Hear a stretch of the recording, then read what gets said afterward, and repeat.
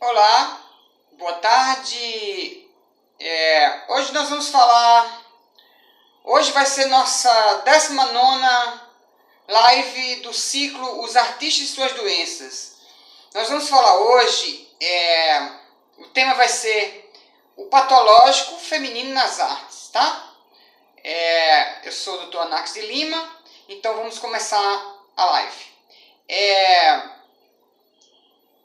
Existem 3 patologias no mundo feminino que são as mais destacadas, né? A primeira é a histeria, a segunda é a depressão e a terceira são as patologias decorrentes do parto, da maternidade, tá? Essas são as 3 primeiras. Dessas 3, de longe a mais destacada é a histeria. A histeria, ela é uma patologia feminina por excelência, carrega no nome a sina. Então a palavra histero quer dizer útero, né? Então ela, na verdade, começou a ter relevo com Sigmund Freud. Quando Sigmund Freud, na verdade, trabalhando como um pouco aluno de Charcot, que é o cara que funda a neurologia, vai, na verdade, passar a hipnotizar os seus pacientes, né? Dali vai começar a histeria. Então a histeria se traduz por como? Sintomas físicos, sintomas psicológicos gerando sintomas físicos, tá? O que a gente chama hoje de transtornos conversivos, tá? Isso é a histeria. Então, Freud tem um caso assim muito famoso, talvez o mais famoso de todos, que é o caso de Ana O, tá? Paciente histérica de 21 anos, e as histerias clássicas, elas estão ligadas a traumas, né? Então Ana O perdeu o pai. Então, na verdade, os sintomas motores da histeria, eles são decorrentes de traumas e se manifestam através, pode ser de crises epilépticas, pode ser de alterações visuais, pode ser alucinações, pode ser variados os sintomas, pode ser alguma queda no braço, alguma questão motora no braço, que o braço pende. Esses sintomas são sintomas da histeria. Então, assim, nós temos na literatura, nós temos um caso muito interessante de não histeria clássica, né? Porque não, na verdade, a histeria clássica, como Freud fazia, na verdade, tinha a questão de colocar o paciente que ele fizesse todo a questão da fala, através da lembrança, do afeto, fazia com que a rememoração do afeto fazia com que os sintomas desaparecessem. E aquilo ali foi na verdade, um mote para fundar a psicanálise. Então, nós temos um caso clássico, clássico não, mas é um caso assim, bem importante, bem maravilhoso na literatura, que foi Madame Bovary. Madame Bovary quer dizer todo um personagem que é feito a partir de uma não fala.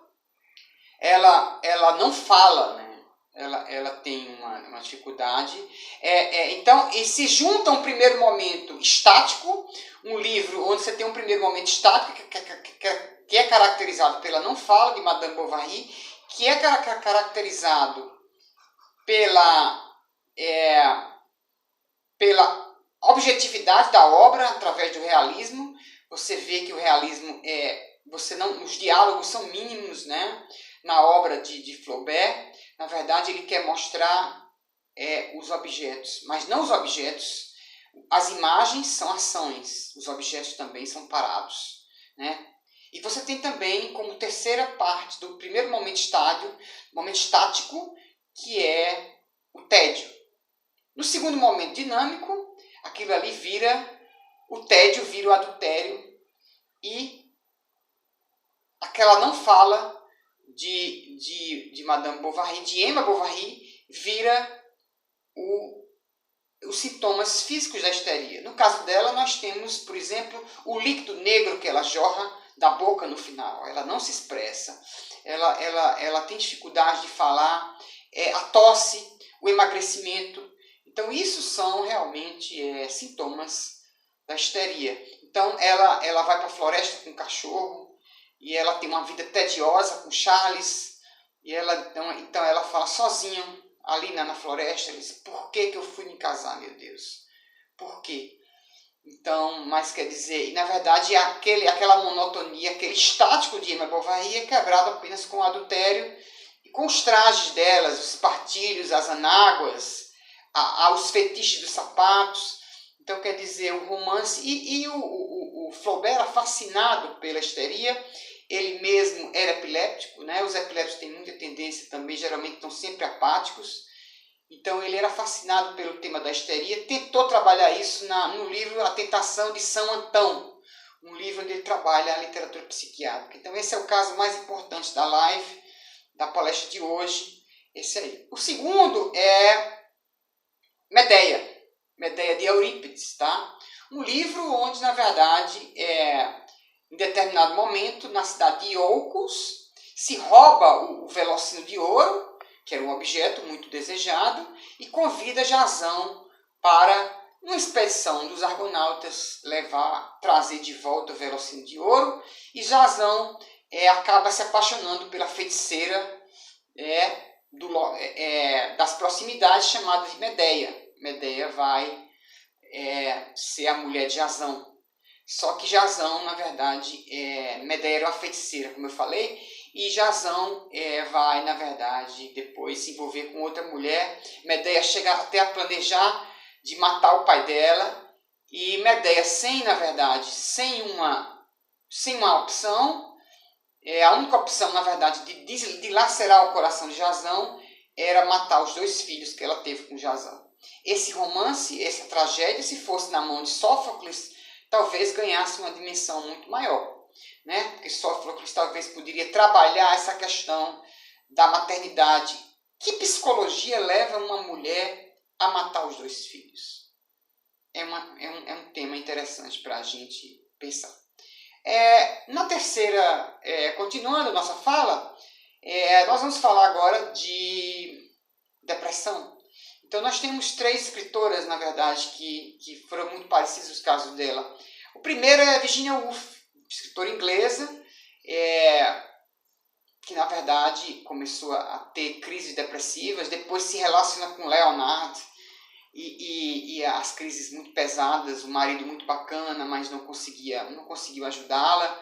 E ela várias vezes teve que interromper o livro Miss Dolly por crise depressiva e acabou se jogando no rio Ouse por causa da depressão. Então a obra dela mais patológica é o Mrs. Dalloway.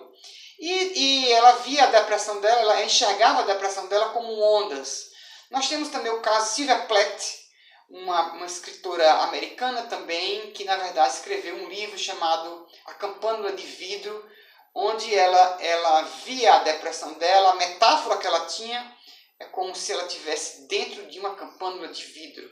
E nós temos o terceiro caso, a poetisa Flaubert Espanca, que teve três tentativas de suicídio. Na quarta, tomou a dose de Veronal e se matou.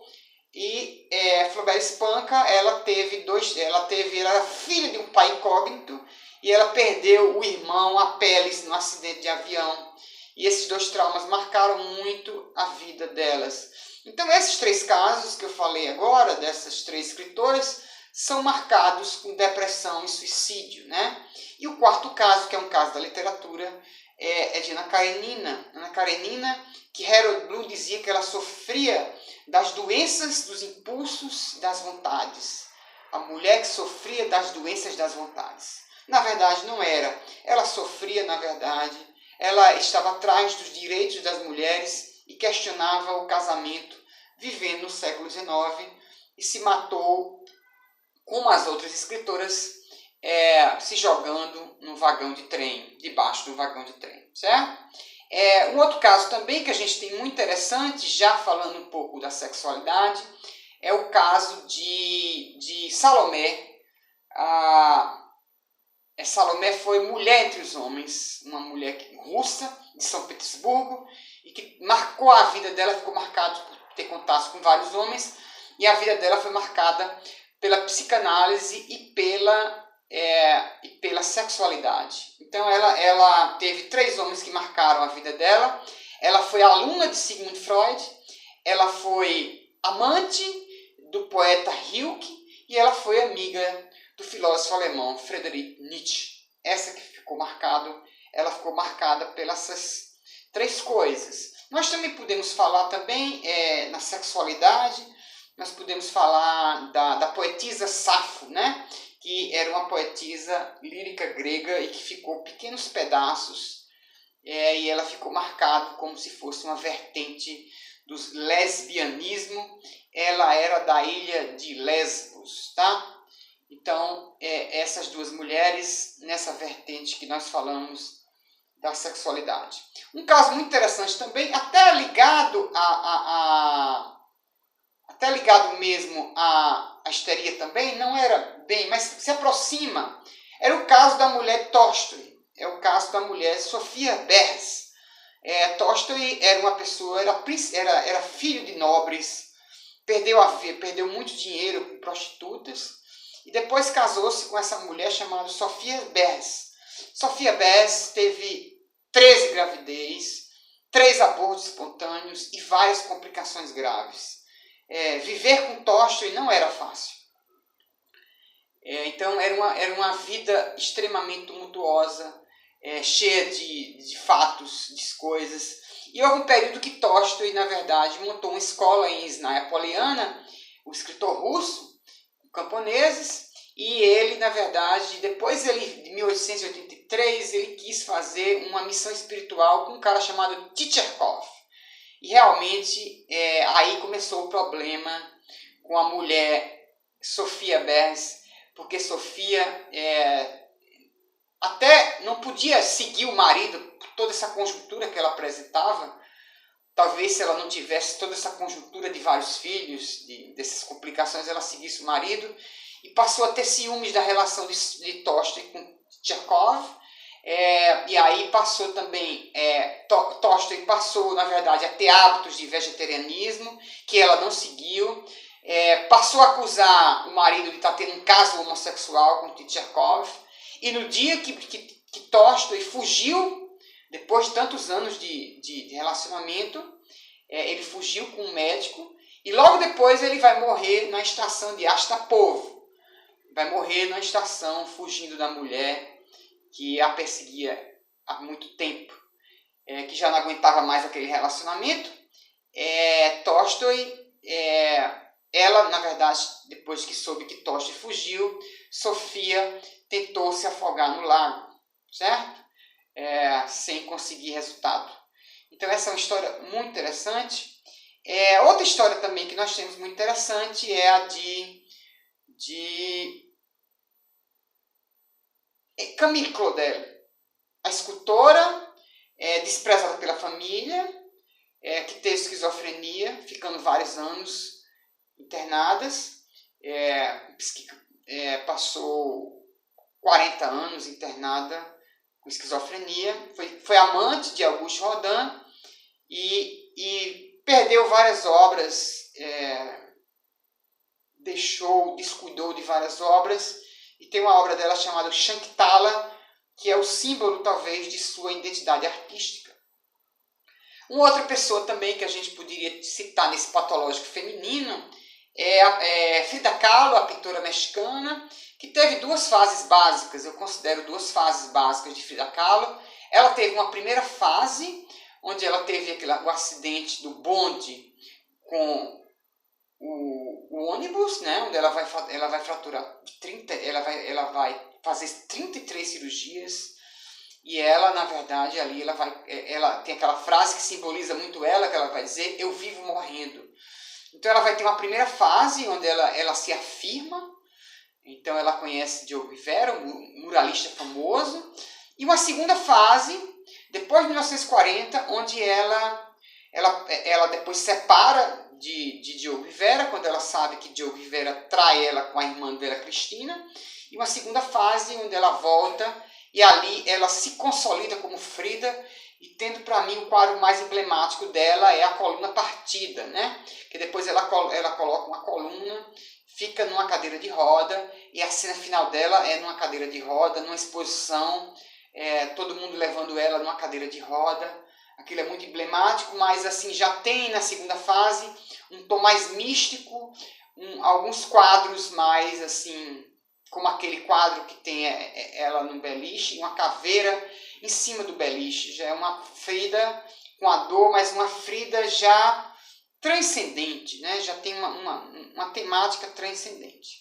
Uma outra obra que eu queria lembrar também é a obra da Clarice Lispector, né?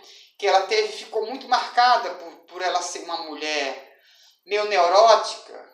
Fizeram dela uma imagem, e esse livro realmente, A Paixão segundo Jeuel, é um encontro da personagem com a barata, né? Então aquilo ali é, na verdade, uma obra incrível, bacana, porque ela cria todo mundo neurótico. Então ela constrói na obra, nessa barata, essa barata é uma barata obsoleta, atual, é uma barata velha, é uma barata que anunciante, daquela tremor anunciante das antenas, misturada, é a barata que tem compostas de cascos e lamas, como ela cita. Então ela vai lá nos confins do mundo para fazer um raciocínio dessa barata, e aí ela fica no caminho da barata e ela tem que fazer o trajeto.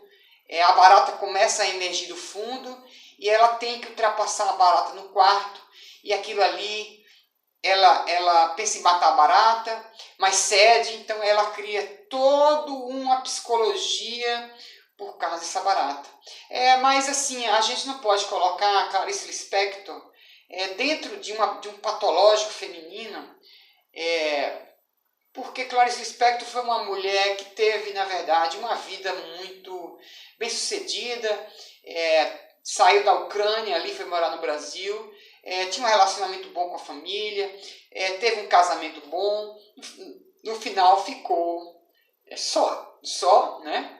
Casou-se com um diplomata, viajou, teve uma vida muito boa. Então realmente a gente não pode, na verdade, colocar. Clarice Lispector era uma mulher apenas que tinha uma personalidade neurótica. Ela não era neurótica, é diferente. Uma neurótica obsessiva, não, compulsiva, não. Ela tinha paixão por temas neuróticos, nada mais do que isso. E para terminar, nós vamos falar agora também claro, só para terminar, para citar, nós vamos citar o caso também das drogadas, as mulheres que consumiram drogas, como foi o caso aqui no Brasil de Cássia Eller, né? O último caso brasileiro desse tipo de coisa.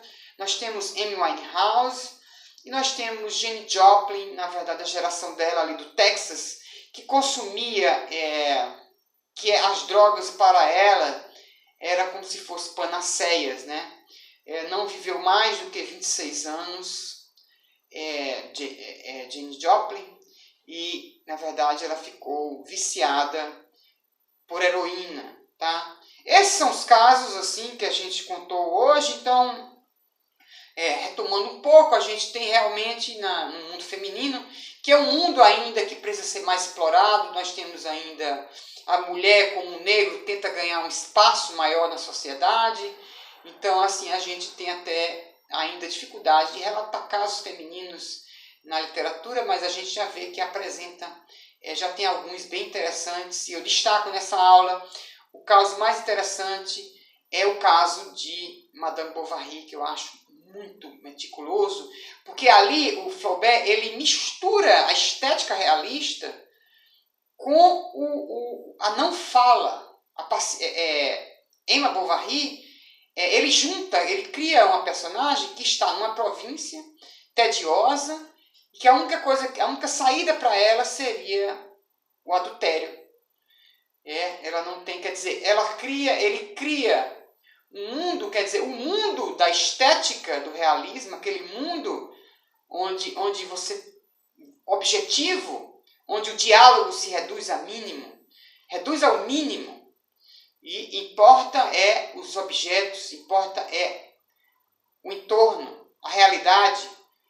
Aquilo ali casa também com a forma, casa com o conteúdo. Isso aí é muito interessante. Ele fez uma coisa realmente muito refinada, tanto no psicológico quanto no artístico. Ali é o que a gente chama de arte literária. Então é isso, pessoal. Muito obrigado por vocês acompanhar. Eu sou o Dr. Anax de Lima, organizo o ciclo de palestra Os Artistas e Suas Doenças. Essa é a penúltima palestra e a última palestra do ciclo será a obra de arte e a doença. Muito obrigado e até a próxima live.